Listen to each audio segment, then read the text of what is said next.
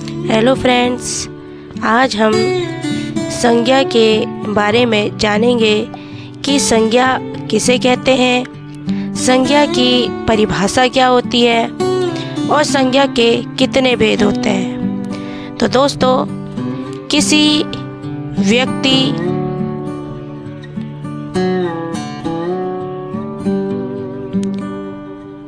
प्राणी,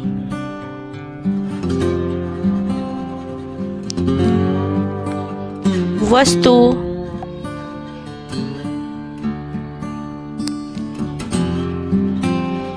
स्थान,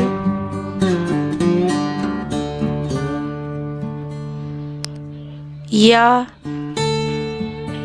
भाव को भाव के नाम को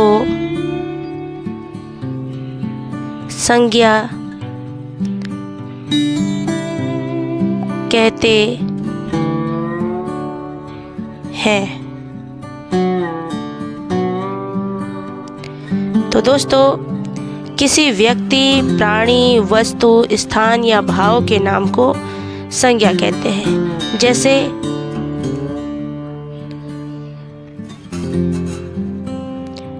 व्यक्ति के रूप में आ जाएंगे गांधी जी,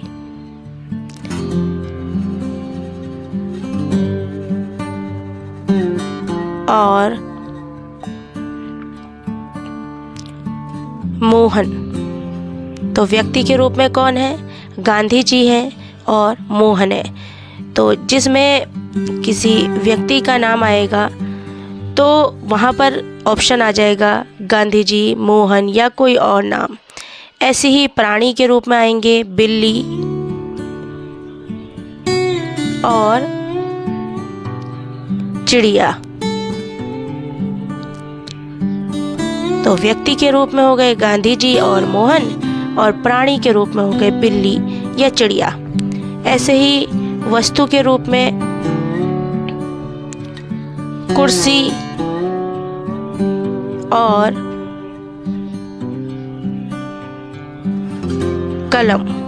तो वस्तु क्या हो गई? कुर्सी और कलम। अब व्यक्ति मैंने आपको बताए थे गांधी जी, मोहन, गीता, सीता। प्राणी हो गए बिल्ली, चिड़िया। वस्तु हो गई कुर्सी, कलम। ऐसे ही स्थान हो गया पटना, दिल्ली, नैनीताल, अल्मोड़ा। ये सब क्या होते हैं? स्थान होते हैं। और भाव को हम किस रूप में दर्शाते हैं? जैसे अगर हमें कोई खुशी हो रही हो या हमें किसी के ऊपर दया आ रही हो तो वो होता है भाव। तो ये सब चीज़ें किसके अंतर्गत आती हैं? संज्ञा के अंतर्गत आती हैं। तो अब संज्ञा के भेदों के बारे में हम जान लेते हैं। और संज्ञा के कितने भेद होते हैं? संज्ञा के 5 भेद होते हैं। और वो कौन कौन से होते हैं, इसके बारे में हम आगे देखते हैं। संज्ञा के 5 भेदों में सबसे पहले आता है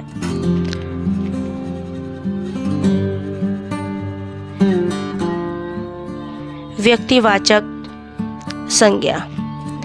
अब व्यक्तिवाचक संज्ञा में क्या आते हैं दोस्तों? नाम आते हैं, किसी व्यक्ति के नाम आते हैं। जैसे राम है, मोहन है, सोहन है, गीता है, सीता है। ये सब व्यक्तिवाचक संज्ञा के अंतर्गत आते हैं। और जातिवाचक संज्ञा, जातिवाचक जो है वो दूसरा भेद है संज्ञा का। और जातिवाचक के अंतर्गत जैसे पेड़ है, जाति है या खिलाड़ी है, जो एक चीज़ के बारे में बता रहे हैं। जैसे पेड़ है, वो पेड़ों के बारे में बता रहा है, तो ये एक जाति हो गया। अब आता है भाववाचक संज्ञा। भाववाचक संज्ञा में जैसे मैंने आपको बताया था कि भाव के अंतर्गत क्या आता है? क्रोध, दया, खुशी, ये सब हमारे क्या है? भाव हैं। हम किसी के लिए प्यार जता रहे हैं तो ये क्या है? भाव है। समूहवाचक संज्ञा के अंतर्गत आते हैं, जैसे किसी खिलाड़ियों का समूह है या फिर कोई सेना का